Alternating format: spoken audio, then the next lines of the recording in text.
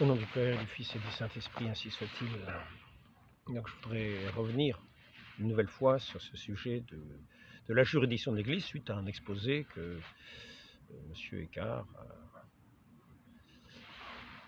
a fait tout récemment, et un exposé qui rappelle certains éléments importants,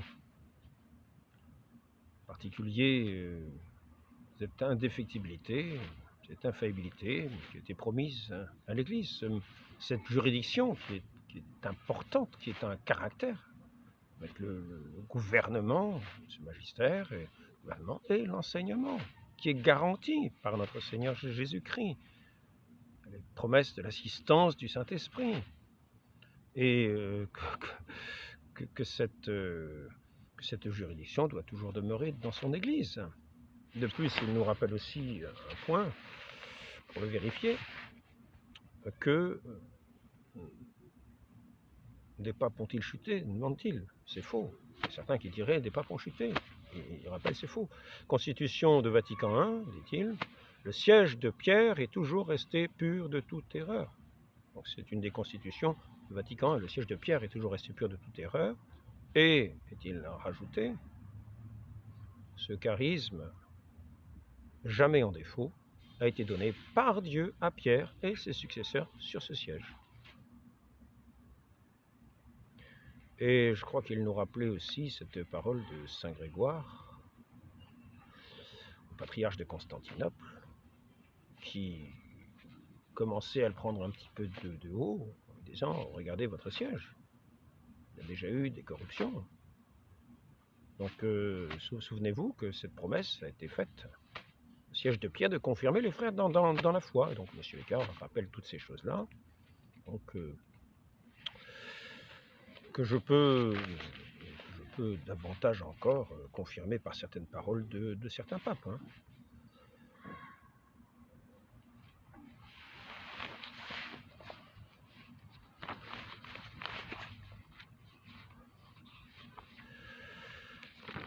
Alors, satis cognitum. Donc, déjà, sur la sûreté de l'Église. Donc, ce magistère, sur à la fois le gouvernail, ce qu'on appelle le magistère vivant, c'est à la fois le gouvernail et les yeux.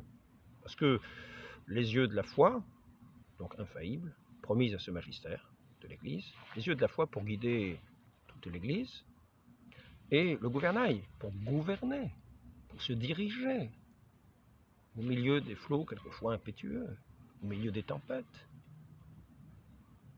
Donc ce gouvernail et ces yeux de la foi sont un caractère essentiel de l'Église. Alors, l'Église chancellera si son fondement chancelle. Mais comment pourrait chanceler le Christ? Comment pourrait chanceler le Christ? Tant que le Christ ne chancellera point, l'Église ne fléchira jamais jusqu'à la fin des temps. Où sont ceux qui disent « l'Église a disparu du monde, elle s'est éclipsée ». Et d'autres disent « à la fin des temps, vous savez, il y aura un assombrissement de la foi ». Mais non, non. Cette proposition est condamnée. Elle est condamnée par l'Église. À la fin, non, il n'y a pas d'assombrissement. À la fin, il y aura le jugement général. Donc, l'Église ne fléchira, tant que le Christ ne chancellera point, l'Église ne fléchira jamais jusqu'à la fin des temps. Où sont ceux qui disent « l'Église a disparu du monde » puisqu'elle ne peut même pas fléchir. Et ici, c'est satis cognitum, donc le pape Léon XIII. Je voudrais juste faire un rappel ou deux. Après ça, je reviendrai à nouveau sur la bulle de Paul IV, qui serait confirmée par, d'une certaine manière, Saint Pie V et d'autres papes. Je voudrais revenir sur ce fait. Parce qu'il nous est dit que, donc, il est impossible, c'est deux fois, que ce magistère subsistera jusqu'à la fin des temps.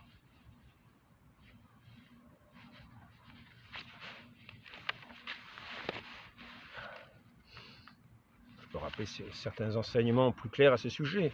Il est évident, d'après ce qui vient d'être dit, que Jésus-Christ a institué dans l'Église un magistère vivant, parle pas des lettres écrites, où chacun aurait à réfléchir pour essayer de déceler dans les sources du dépôt de la foi, dans les sources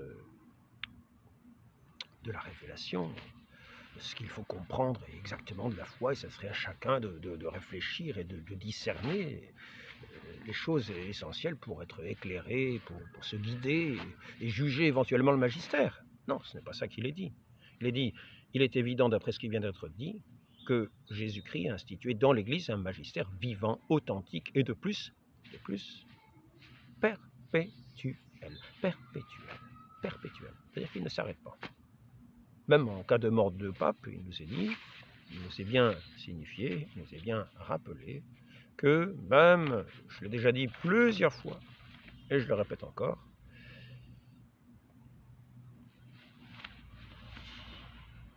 même en cas d'absence de pape, quand un pape meurt, même en cas de vacances apostoliques, les fidèles demeurent enseignés et gouvernés par leurs évêques légitimes qui ont reçu du pape la juridiction pour enseigner et gouverner. Donc l'Église est toujours gouvernée dans ces diocèses. Tous les fidèles sont gouvernés. L'Église est toujours gouvernée, il y a toujours le magistère. Il y a toujours l'enseignement et le gouvernement.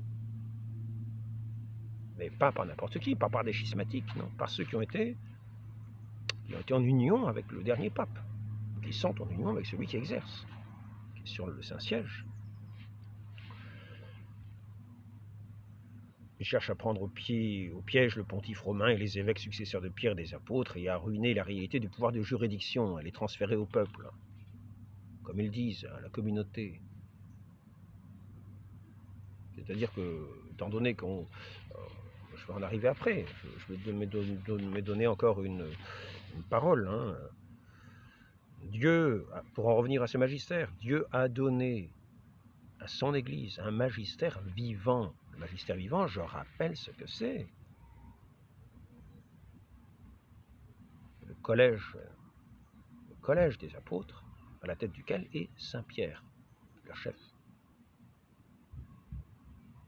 Et leurs successeurs, c'est-à-dire les évêques, à la tête duquel, ces collèges, les collèges n'ont pas pris au sens juridictionnel, comme quoi ils sont tous égaux, puis ils élisent chacun. Non, c'est de droit divin. Celui qui est chef est de droit divin, reçoit son pouvoir universel sur l'Église, de droit divin, et il nomme de droit divin, il nomme les différents évêques qui reçoivent de droit divin, mais par l'intermédiaire du pape. Donc tout cela forme le collège des évêques, le collège épiscopal, c'est-à-dire le magistère vivant de l'Église qui enseigne aujourd'hui. Comme Saint Pierre et les apôtres enseignaient hier, aujourd'hui, il y a toujours ce collège qui enseigne, ce magistère vivant, qui est promis jusqu'à la consommation des siècles, comme nous l'avons vu, perpétuel. Perpétuel. Donc ça, c'est de foi, c'est la foi. Et sur ce siège, Vatican I dit il n'y a pas de tâche. Sur ce siège apostolique de Rome, il n'y a pas de tâche. Pas de tâche du point de vue de la foi. Maintenant Dieu a donné à son Église un magistère vivant. Ce n'est pas pour le lui reprendre. Parce que sinon, il serait sans gouvernail et aveugle. Parce que ce magistère vivant est infaillible dans la foi. C'est la vue de la foi. Nous naviguons avec cette foi. Nous sommes dans ce monde, nous naviguons avec la foi. Par cet enseignement de l'Église, qui nous donne le magistère qui est garanti. Mais si vous enlevez le magistère vivant, vous n'avez plus, vous enlevez les yeux de l'Église. Les yeux de la foi, vous les enlevez. Vous n'avez plus l'enseignement, vous n'avez plus de garantie de l'infaillibilité. Car c'est à ce collège, c'est à ces apôtres et à leurs successeurs qu'il y a cette promesse en union au Saint-Père.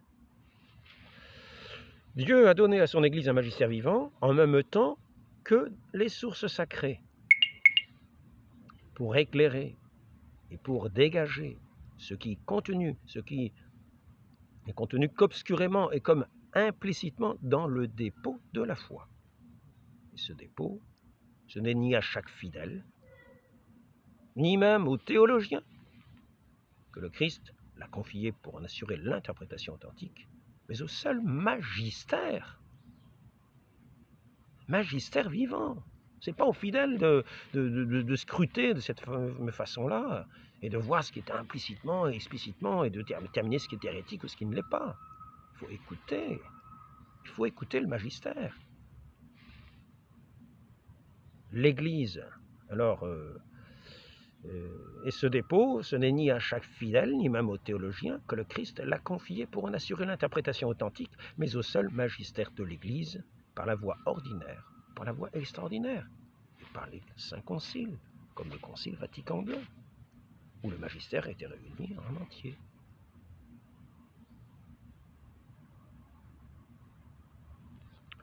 Sauf à dire qu'il n'y avait plus de magistère. Et à ce moment-là, sauf à dire que finalement nous ne croyons pas en ce que nous professons, c'est-à-dire en cette Église qui est guidée par le Saint-Esprit, promise par notre Seigneur Jésus-Christ.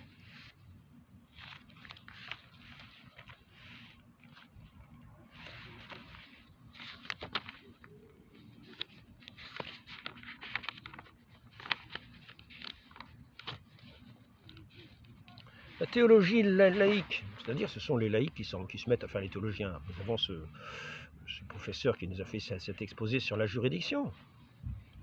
C'est bien, mais qu'on ne s'attaque surtout pas au magistère à partir de simples laïcs qui vont s'attaquer au magistère.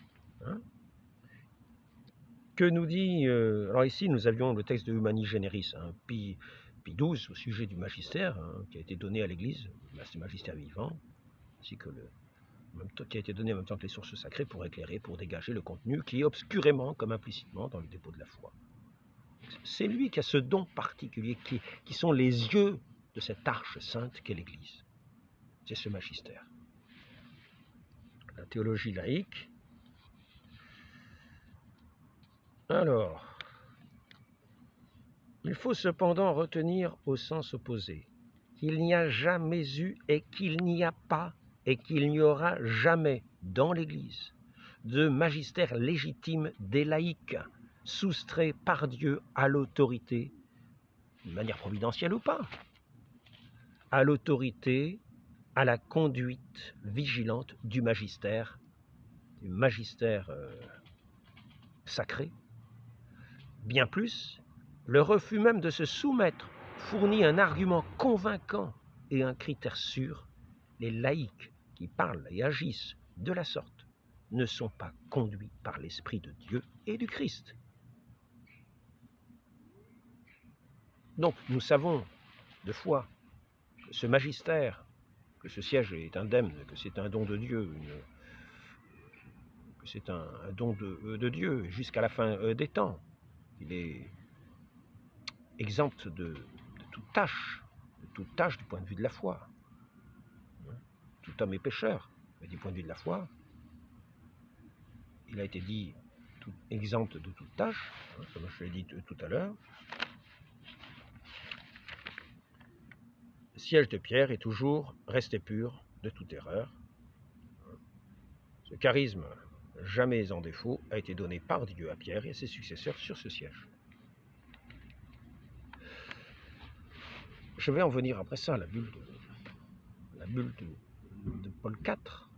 Mais cela n'a pas de sens quand on s'attaque au magistère en entier de l'Église, en disant que d'une manière ou d'une autre, il aurait été anéanti, que c'est aux fidèles laïcs de remplacer ce magistère. Il en aurait été extrait de par Dieu, comme providentiellement, parce que Dieu aurait permis ceci ou cela. Et les laïcs seraient livrés à eux-mêmes, à leur intelligence, pour discerner, pour éclairer, pour dégager ce qui est contenu obscurément et comme implicitement dans le dépôt de la foi. Il nous est dit, ce n'est ni à chaque fidèle, ni même aux théologiens qui a été confié pour en assurer l'interprétation authentique, mais au seul magistère. Et donc ici,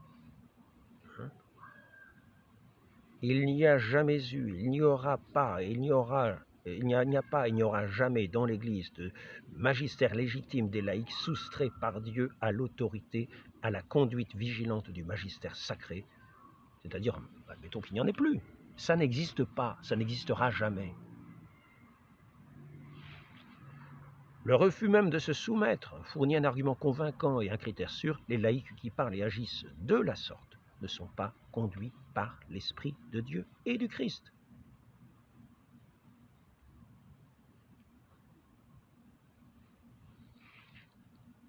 Discours de Pie XII, 1954, pour la canonisation de Saint Pie X. Il arrive, est-il dit, que certains professeurs cherchent trop peu la liaison avec le magistère vivant d'Église. C'est-à-dire qu'ils cherchent par eux-mêmes des solutions à ce qui croit être des choses abracadabrantes dans l'Église. La seule chose abracadabrante qui se passe, c'est qu'ils se prennent eux-mêmes pour le magistère. C'est la seule chose abracadabrante. C'est la seule chose en désordre dans cette Église. Et ce faisant, ils ne sont plus de l'Église, car ils ne sont plus soumis au magistère. Ils ne croient plus au magistère. Ils ont perdu la foi en l'Église. Et se disent, comment se fait-il que l'Église est en désordre? Ce n'est pas l'Église qui est en désordre, ce sont ces gens qui sont en désordre et qui interprètent tout de travers, parce qu'ils n'ont pas ce charisme pour interpréter, qui est le propre du magistère vivant de l'Église, que le Christ a donné à son Église pour être ses yeux et son gouvernail. Et en même temps pour donner les dons de la grâce par les sacrements.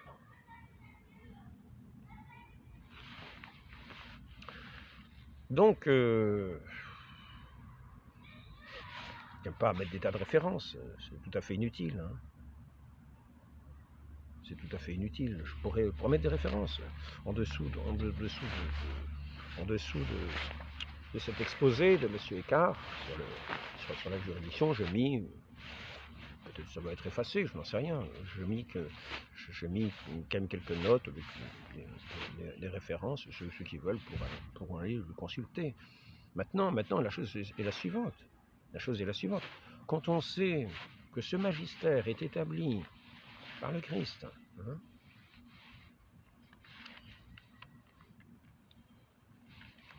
quand on sait que ce magistère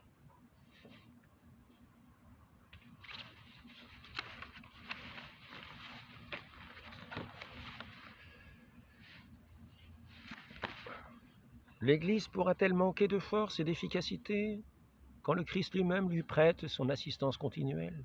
Voici que je suis avec vous jusqu'à la fin des jours, avec vous tous les jours jusqu'à la consommation des siècles. Et par conséquent, il est impossible que l'Église ne subsiste aujourd'hui et toujours, mais même aussi qu'elle ne subsiste absolument la même qu'aux temps apostoliques, avec ce magistère vivant. Et comme il est dit dans certains textes, tout le monde sait où est le magistère vivant, et c'est lui qui enseigne, et c'est aux fidèles d'écouter. Ce n'est pas l'inverse. Ce n'est pas l'inverse. Donc si vous avez un désordre dans votre foi, une contrariété de ce genre, sachez qu'elle vient de vous. Vous n'avez pas cette foi dans ce magistère. Et par conséquent, vous avez tendance à regarder les textes, les sources sacrées et les textes du magistère avec votre propre jugement qui n'est pas habilité, qui n'a pas cette grâce divine pour scruter et pour interpréter, pour éclairer, pour dégager ce qui est contenu qu'obscurément et comme implicitement. Par conséquent, vous allez voir des choses qui semblent opposées, mais parce que certains termes sont interprétés faussement. Je reprends ce que disait M. Écart, le frère de l'abbé Écart,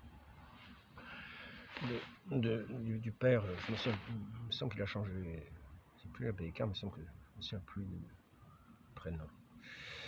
Donc, il disait par exemple, voyez, maintenant, il est évident que c'est l'hérésie. Donc, le siège serait corrompu, le magistère serait inexistant, parce que bien sûr, ceux qui suivent un mauvais magistère tombent dans l'hérésie. Hein, il y en a qui vont faire référence à la bulle de Saint Pie V, et puis qui ensuite dire, mais non, ils ne tombent pas tous dans l'hérésie, mais non. Dans la bulle de Saint Pie V, je vais vous amener à voir. Parce que la chose étonnante, c'est qu'après qu'on ait dit toutes ces choses qui sont de la foi de l'Église, c'est-à-dire que ce magistère est indestructible ici-bas. Ce magistère est indestructible. C'est répété sans cesse, c'est partout. Le Concile Vatican II continue de dire que l'Église subsiste dans l'Église catholique. l'Église du Christ, subsiste dans l'Église catholique, c'est-à-dire qu'elle subsiste pleinement. Malgré toutes les divisions des chrétiens, eh bien l'Église est l'Église du Christ, l'Église catholique. Elle a toutes les grâces de l'Église. Il ne lui manque rien. L'Église subsiste pleinement dans l'Église catholique. Le Concile Vatican II le professe. Et il nous est dit la nécessité d'appartenir à cette Église. Et que ceux qui la savent, fondée par notre Seigneur Jésus-Christ, qui refuseraient d'y entrer ou d'y demeurer, ne pourraient être sauvés.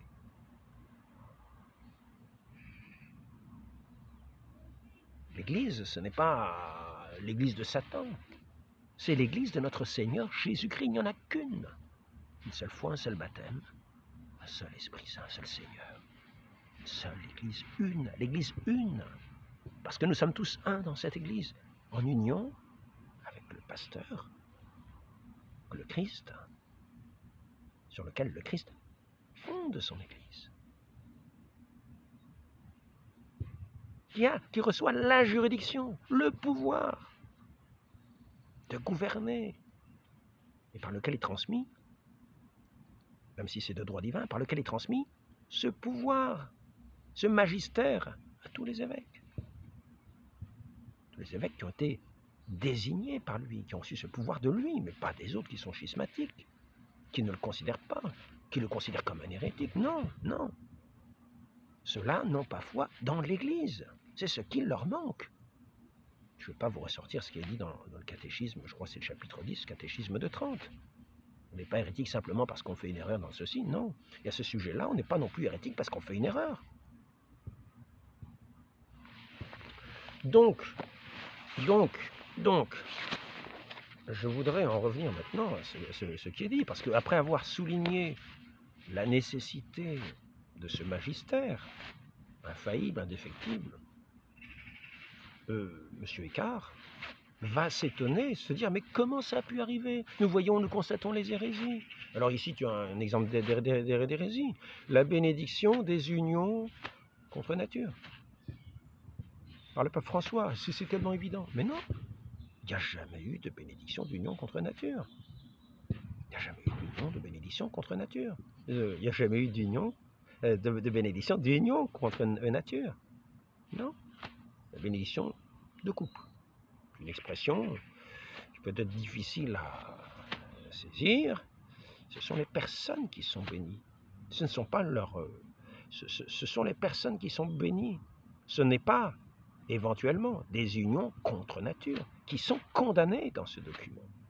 Comment sont-elles condamnées? Donc si les personnes qui vivent comme cela ensemble commettaient le péché, il faut savoir que ce document le condamne. Comment est-il condamné? Simplement en rappelant que le mariage n'est que le fait de l'homme et de la femme. L'union de l'homme et de la femme. Pas d'union contre nature.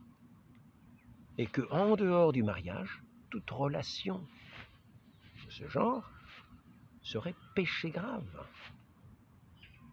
Par conséquent, c'est condamné. Ces relations-là sont condamnées. Mais il y a bénédiction des personnes. Donc il ne s'agit pas de dire qu'on a béni des unions contre nature. C'est faux. C'est faux. Si on dit que des amis sont unis dans une amitié, c'est une chose. En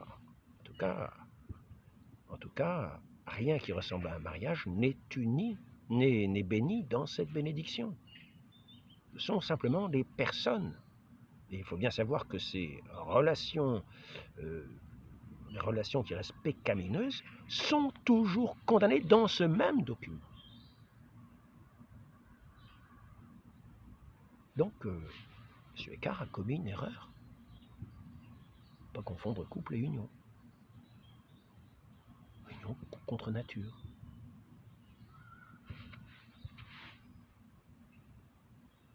Et c'est pour cela, il faut, c'est de nécessité, interpréter les textes toujours de manière catholique. toujours les regarder quand il y a ambiguïté. Il faut toujours regarder ce qui est dit de manière catholique, si nous voulons professer la foi catholique. Sinon, nous ne disons pas que nous sommes catholiques. Donc en fait, nous voyons que si nous voulons bien comprendre de façon catholique, il nous faut ensuite l'expliquer, quand nous avons à parler aux gens, de manière catholique. Ce sont les personnes qui sont bénies, ce ne sont pas les actions pécamineuses, les relations pécamineuses qui sont bénies. Elles sont, dans ce document-là, condamnées. Condamnées. Comme étant des péchés. Donc, parlons de manière catholique et regardons les choses simplement, au lieu de nous dire « Ah ben, comment ça se fait qu'il n'y a plus d'église alors que ça ne peut pas être autrement ?» Ça ne peut pas être autrement, mais comment ça se fait que c'est autrement? Ben non, non, non. Disons bien, ça ne peut pas être autrement, et ce n'est pas autrement, sauf à perdre la foi, sauf à penser que le Christ a trompé, sauf à penser que le Christ n'a pas tenu sa parole, sauf à penser que le Christ a été incapable de demeurer avec son magistère, et que le Saint-Esprit ne guidait pas son Église. Sauf à penser cela, sauf à penser que finalement, le Christ a menti.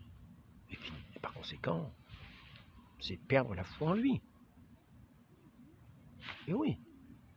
Donc faisons très attention, car là nous entrons dans le cas du blasphème, ainsi qu'il est rappelé.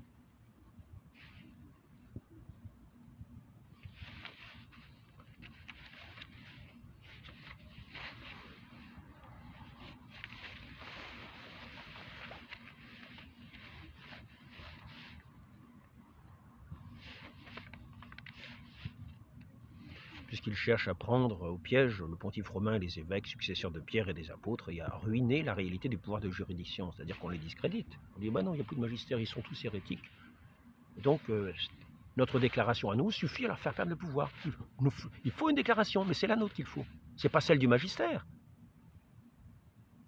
Le pape, la bulle de Paul IV dit, sans besoin de déclaration. Et ceux qui parlent font une déclaration. Ils disent le pape est hérétique. C'est eux le magistère. Et parce qu'ils ont déclaré que le pape est hérétique, ils pensent que ça va faire perdre la juridiction au pape et aux évêques qui l'ont suivi. Donc il y a bien une déclaration de leur part. Il dit il n'y a pas besoin de déclaration. Il n'y a pas besoin de la déclaration du magistère, mais il y a besoin de leur déclaration à eux en particulier. Donc ici, je rappelle cette chose élémentaire que je vous ai déjà lue, mais plus bon de redire.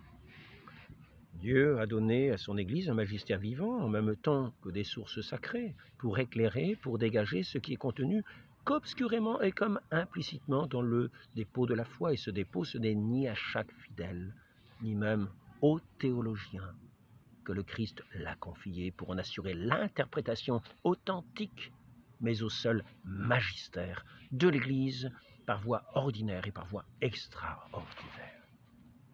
Et ils gouvernent, ils décident, et ils ont les clés pour dire un tel, hop, il est excommunié. Il perd son pouvoir de juridiction. Mais ce n'est pas aux fidèles de décider cela, puisqu'ils ne sont même pas à même de déceler le sens de ce dépôt de la foi. Ils sont capables d'entendre ce qui est dit, c'est-à-dire que quand il est dit hors de l'Église, pas de salut, nous en avons ici le sens. C'est pourquoi ceux qui refuseraient soit d'entrer dans l'Église catholique, soit d'y persévérer alors qu'ils la sauraient fondée de Dieu par Jésus-Christ comme nécessaire, cela ne pourrait pas être sauvé. Et on sort de l'Église en désobéissant, en devenant schismatique, en n'écoutant plus l'autorité, en ne la reconnaissant plus. Et en disant, en la faisant perdre par sa parole, par des déclarations propres, non, ce sont des hérétiques, donc ils perdent toute autorité. Faisons bien une déclaration en faisant cela. Donc ne nous dites pas, il n'y a pas besoin de déclaration, puisque vous la faites vous-même, et que sans votre déclaration, personne ne ferait attention et tout le monde serait en union avec le siège de Rome. Donc laissons les déclarations magistères. Parce que, pour savoir si une proposition est hérétique, c'est au magistère de trancher, parce que c'est lui qui est à même. C'est lui qui est à même de discerner ces questions-là. Et c'est lui qui est à même de dire il est hérétique. Et par conséquent, ne lui obéissez plus. Qui fait connaître à l'Église, aux fidèles, ce qu'il en est de la foi. C'est l'ordre institué par notre Seigneur dans son Église. C'est un ordre divin. C'est de droit divin. Ils reçoivent leur gouvernement et leur magistère de droit divin.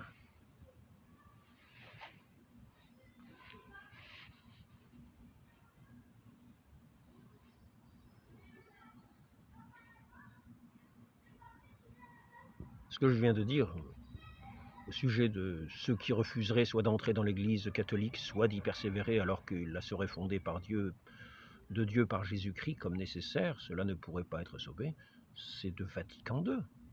C'est un texte de Vatican II. Lumen Gentium, alors moi j'ai marqué, je crois que c'est marqué 4, mais c'est peut-être marqué 14, hein, parce que je recopie tout à la main, quelquefois je fais des traits, je crois que c'est 4, si c'est pas 4, c'est 14. J'avais un autre texte ici, toutefois, l'Église, alors elle annonce et est tenue d'annoncer sans cesse le Christ qui est la voie, la vérité, la vie, dans laquelle les hommes doivent trouver c'est un impératif, doivent trouver la plénitude de la vie religieuse. Il ne s'agit pas de se contenter d'un petit bout de spiritualité, non, il faut entrer dans la vérité tout entière si nous suivons le Saint-Esprit qui nous conduit à la vérité tout entière. Et dans lequel Dieu sait réconcilier toutes choses dans cette Église. Et s'il est encore dit, il faut donc que tous se convertissent au Christ connu. Alors là, c'était Nostra Aetate, paragraphe 2, que je viens de vous dire juste avant. Et là, maintenant, ici, c'est Ad Gentes, paragraphe 7. Il faut donc que tous se convertissent au Christ connu par la prédication de l'Église et qu'ils soient eux aussi incorporés par le baptême à l'Église, qui est son corps, car le Christ lui-même, en enseignant en termes formels la nécessité de la foi du baptême, a dû même confirmer la nécessité de l'Église dans laquelle les hommes entrent par le baptême, comme par une porte. Et c'est la raison de cette activité missionnaire, est-il dit, dans Ad Gentes, paragraphe 7, qui découle de la volonté de Dieu, qui veut que tous les hommes soient sauvés et parviennent à la connaissance de la vérité. Cela se fait par la prédication. Car il n'y a qu'un Dieu, qu'un seul médiateur entre Dieu et les hommes, l'homme Jésus-Christ, qui s'est livré en rançon pour tous. 2 Timothée 2,5. Il n'existe de salut en aucun autre. Actes des Apôtres 4,12. Et là, nous sommes dans le texte du Concile, Ad Gentes, paragraphe 7. Donc, faisons très attention. Faisons très attention. Faisons très attention. Ne nous prenons pas pour le magistère. Nous sommes les fidèles.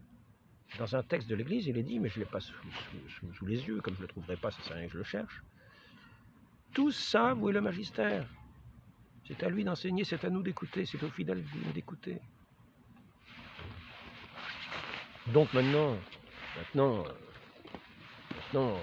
revenons-en un petit peu à une autre question.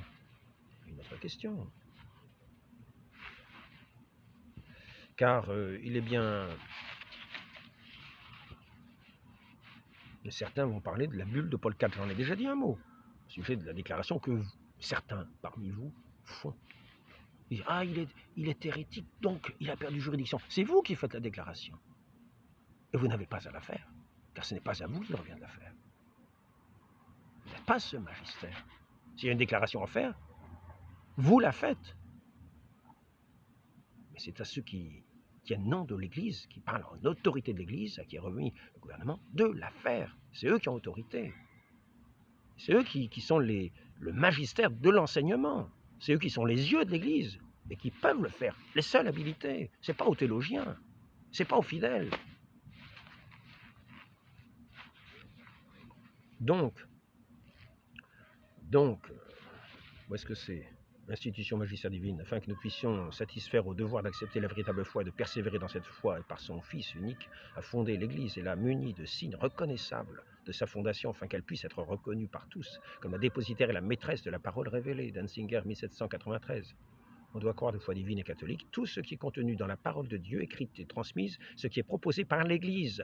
c'est-à-dire par son magistère, soit par décision solennelle, soit par le magistère ordinaire universel, comme révélé de Dieu. Session 3, canon, chapitre 3, Denzinger, 1792, Vatican I. Magistère est appelé vivant, magisterium vivo, par opposition à un enseignement moyen de l'être morte. Et nous ne sommes pas, nous fidèles, les interprètes qualifiés pour cela. Nous pouvons faire des recherches, nous pouvons essayer de comprendre, mais jamais relever la tête.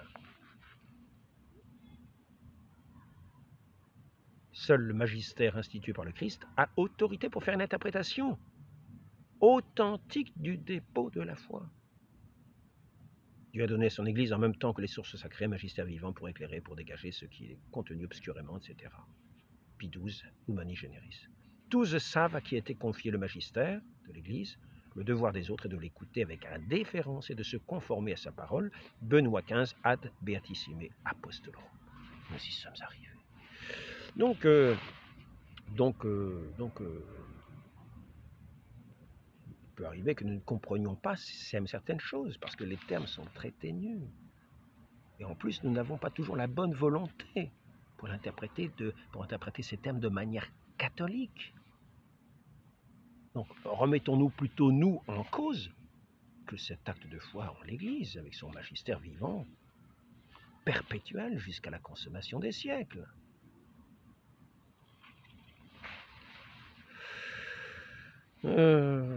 Qu'est-ce que je voulais aborder? Je voulais aborder ça. Je ne sais pas si... Ah oui, c'est ça. Oui. Je voulais aborder ça.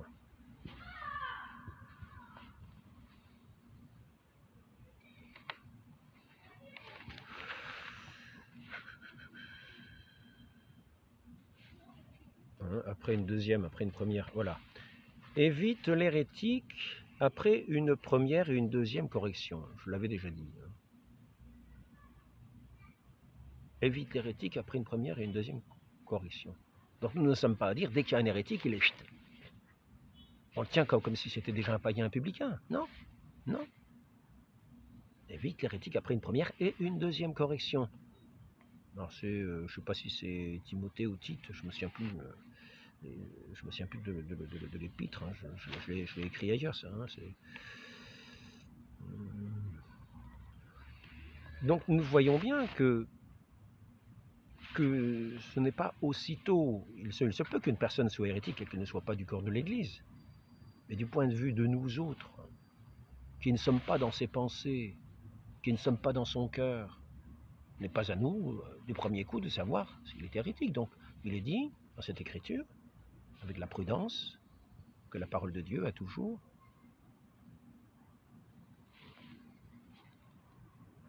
évite l'hérétique après une première et une deuxième correction. Déjà 2 corrections. Maintenant, souvenons-nous de la parole du Christ. Si quelqu'un a péché, l'hérésie est un péché, tu vas le trouver. Et s'il ne t'écoute pas, tu vas prendre un autre témoin. Et tu parles devant 2, 3 témoins. S'il ne t'écoute pas, tu l'emmènes devant l'Église. Et s'il n'écoute pas l'Église, tiens-le pour un païen et un publicain. Mais l'Église, c'est ce magistère vivant qui tient lieu de l'Église. C'est ainsi que c'est enseigné. Donc vous avez fait votre travail, mais l'Église n'a pas considéré, elle l'a entendu, mais elle n'a pas considéré que ce que vous avez dit était juste. Non, parce que vous ne comprenez pas les choses telles que ce magistère vivant l'entend. C'est lui la référence, de manière catholique, en gardant la foi catholique pleine et entière, dans ce qui paraît quelquefois surprenant. Mais ça paraît surprenant, ce sont les apparences, ce sont les vagues, les tempêtes qui nous paraissent devoir emporter la barque. Mais non, non, demeurons dans la foi. Et c'est à cette foi que nous serons aussi, que nous parviendrons dans la persévérance au jour du salut. Et que nous pourrons nous montrer dans cette profession de foi, car il ne suffit pas d'avoir simplement la foi au cœur et de ne pas l'avoir à la bouche. Il ne s'agit pas de dire je crois en l'Église et de me mettre à côté de l'Église. Non. si je ne suis pas sous la juridiction d'un évêque, parce que je me suis dérobé, c'est que je ne crois pas en l'Église. Donc vérifions, sous quelle autorité d'évêque sommes-nous, sous quelle gouvernance d'évêque. Un évêque a un gouvernement qui a été nommé par un pape. Alors, je vais arrêter là. C'est juste une petite... au sujet de la bulle. Je vais quand même lire un petit passage au sujet de la bulle. Donc certains disent, oui, mais vous savez, le concile, oui, tout le monde n'a pas été emporté. Ben, je tiens à dire, au sujet de cette bulle de Paul IV, ici, quant aux personnes assujetties au pontife, aussi bien clercs séculiers, réguliers que laïcs, cardinaux, y compris, qui auraient participé à l'élection du pontife romain déjà hors de la foi catholique, par l'hérésie ou le schisme, ou qui y consentiraient en quelque manière, qui lui auraient promis obéissance, qui se seraient agenouillés devant lui. De même, quiconque se lierait de telles personnes par hommage, serment et caution, au lieu de renoncer en tout temps à leur obéir, les servir impunément, de les éviter comme magiciens, des païens, des publicains, des hérésiaques, toutes ces personnes assujetties, si elles prétendent néanmoins rester attachées, fidèles et obéissantes, toutes ces personnes seront soumises au châtiment des censures et des peines qui frappent les gens qui déchirent la tunique du Seigneur. Alors, qui va infliger ces censures et ces peines? Nécessairement le magistère. Et je tiens à dire que, au Concile Vatican II, tout le monde a suivi. Tout le magistère a suivi. Tout le magistère a suivi. Ça veut dire que tout le magistère s'est effondré. C'est une chose qui n'est pas de foi. C'est une chose qui n'est pas de foi. Que personne ne se permette d'enfreindre ce document, exprimant notre décision, etc. Si quelqu'un avait cette outrecuidance, il encourrait l'indignation du Dieu Tout-Puissant, des bienheureux apôtres, Saint Pierre et Saint Paul. Donc il n'est pas dit ici que l'Église tout entière sombrera dans le néant, que tout son magistère sera effondré, car nous savons que ce n'est pas, car nous savons que ce magistère est promis, et c'est de foi. Et tous les papes en parlent. Donc n'imaginons pas qu'aujourd'hui il n'y a plus de magistère. Si effectivement le pape François était hérétique, si effectivement il était hérétique, si ce magistère l'avait reconnu comme tel après un deuxième avertissement,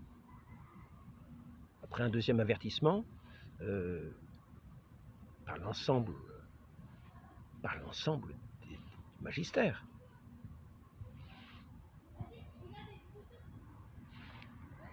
À ce moment-là, ce serait une autre chose. Il faudrait à ce moment-là procéder à une élection.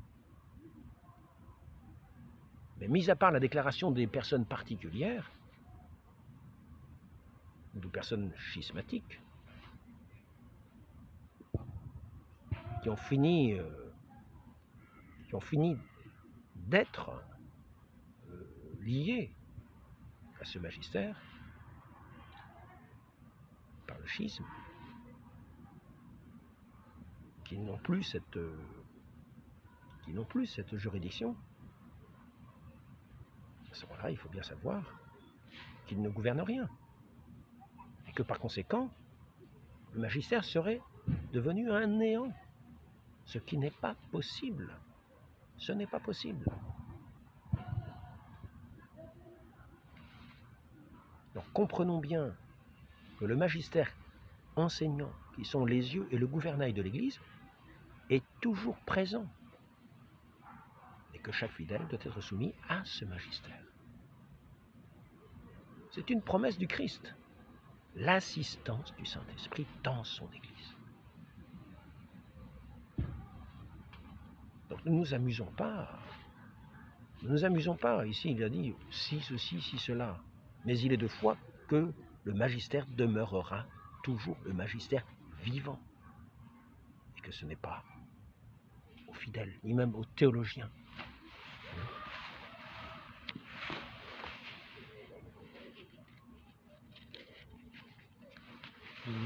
C'est plutôt ici. C'est plutôt ça. Je vais finir après ça. Magistère vivant, en même temps, Dieu a donné à son Église un magistère vivant en même temps que les sources sacrées pour éclairer, pour dégager ce qui est contenu qu'obscurément comme implicitement par le dépôt de la foi, Ce dépôt, ce n'est ni à chaque fidèle, ni même aux théologiens que le Christ l'a confié pour en assurer l'interprétation authentique. Nous savons où est le magistère. C'est à lui d'enseigner, c'est à nous d'écouter. Mais au seul magistère, ce n'est pas aux théologiens ni aux fidèles que le Christ a confié pour en assurer le dépôt, pour en assurer l'interprétation authentique, mais au seul magistère de l'Église, par la voie ordinaire, par la voie extraordinaire. Donc nous ne nous posons pas la question, mais comment se fait-il que ce magistère qui est promis, qui est de foi, ait disparu? Ah ben c'est parce qu'il était dans une secte avant, etc. Machin. Ah mais c'est parce que ceci... Et tout le monde l'a suivi, donc il n'y a plus de magistère. Tout le monde l'a suivi. Si vous prenez Monseigneur Vigano, il l'a suivi. Tout le monde l'a suivi. Tout le monde l'a suivi. Monseigneur Vigano, il a été nommé par qui? Par des évêques, par des papes, comme disent certaines personnes, conciliaires. Qui pour certains ne sont ni prêtres, ni évêques, ni rien. Donc demeurons plutôt dans la véritable foi de l'Église, en gardant toujours le sens de l'Église, l'interprétation catholique de tout ce qui est fait. Et au lieu de chercher à tordre dans un mauvais sens tout ce que nous pouvons trouver et voir, cherchons-le à le comprendre de manière catholique, parce que l'Église est toujours présente. Elle cherche à atteindre tous les hommes, du monde entier, dans sa pastorale, dans sa manière de parler. Quelquefois, ça paraît être à la limite. Quelquefois, ça paraît être à la limite. Il ne s'agit pas de tordre dans un sens hérétique, mais au contraire, de voir l'œuvre pastorale pour s'efforcer de toucher les gens au plus loin, de façon à les amener à l'Église, à la connaissance de ce Dieu véritable, dans le respect à la fois, non seulement le respect, l'adoration de Dieu, le respect, l'adoration de Dieu et l'amour du prochain, quel qu'il soit, qui est à l'image de Dieu. Ce Dieu, Père, qui a envoyé son Fils pour tout homme venant en ce monde. Alors nous ne nous occupons pas, en essayant de tordre tous les actes, tout ce qui est fait de partout, de pasteurs qui ont une responsabilité pour évangéliser. Peut-être quelquefois font-ils des maladresses. Ils ne sont pas impeccables. Mais par contre, dans ce qui est de l'enseignement de la foi, l'Église enseigne toujours la foi de l'Église. Les fidèles sont tenus de professer, non, c'est pas ça, j'aurais pu terminer ici, terminer ce sujet du concile.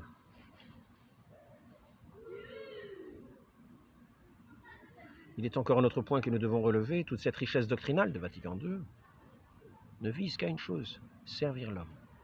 Est-ce un mal de servir l'homme?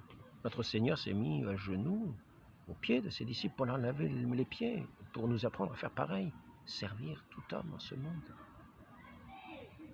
Comme aussi le bon samaritain, servir. Mais servir l'homme, ce n'est pas ignorer Dieu. Car ce que vous avez fait au plus petit des miens, c'est à moi que vous l'avez fait, nous dit notre Seigneur. Il est bon de noter ici une chose, le magistère de l'Église, bien qu'il n'ait pas voulu se prononcer sous forme de sentence dogmatique extraordinaire, a entendu son enseignement autorisé à une quantité de questions qui engagent aujourd'hui la conscience et l'activité de l'homme. Il en est venu, pour ainsi dire, à dialoguer avec lui, l'homme, et tout en conservant toujours l'autorité et la force qui lui sont propres. Il a pris la voie familière et amie de la charité pastorale. Il a désiré se faire écouter et comprendre de tous les hommes. Il ne s'est pas adressé simplement à l'intelligence spéculative, mais il a cherché à s'exprimer aussi dans le style de la conversation ordinaire, en faisant appel à l'expérience vécue, en utilisant les ressources du sentiment et du cœur, en donnant à la parole plus d'attrait, de véracité, de vivacité et de force persuasive. Il a parlé à l'homme d'aujourd'hui tel qu'il est. Non, c'est encore une parole du Concile, là, c'est toujours un texte du Concile, hein.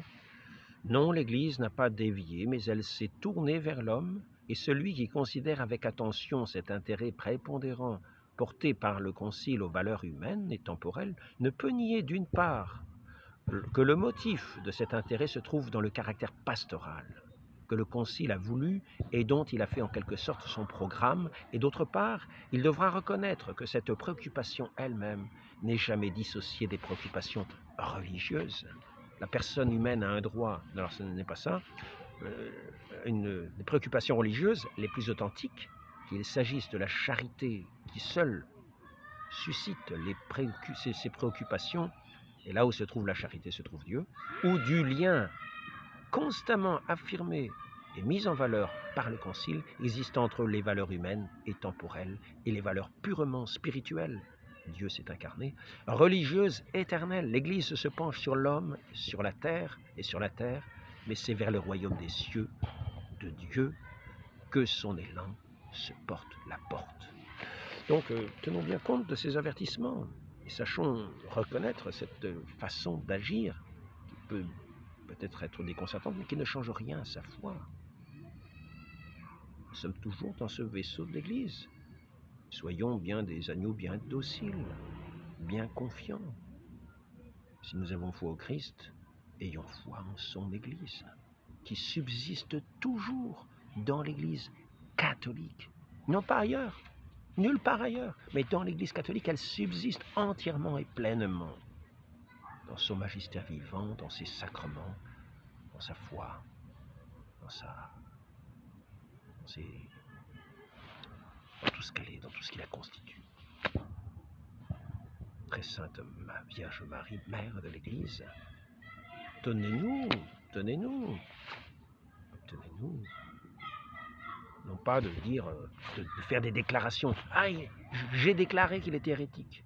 Il n'y a pas besoin de déclaration, il dit. Mais il est quand même dit aussi dans la lettre à Timothée, après une première et une deuxième correction, évite l'hérétique. Mais notre Seigneur nous rappelle, voir une fois, puis tu l'emmènes devant des témoins, puis devant toute l'Église. C'est à l'Église de voir. Et de dire, ce que vous voulez dire vous-même, de faire votre déclaration. Non, laissons le magistère faire, l'Église faire. Le magistère vivant, qui sont les yeux, qui sont la voix, par laquelle la foi est annoncée. Magistère vivant. Non seulement institué, mais vivifié par le Saint-Esprit, de manière qu'ils peuvent quelquefois nous déconcerter, comme dans la tempête déchaînée. Au nom du Père et du Fils et du Saint-Esprit, ainsi soit-il.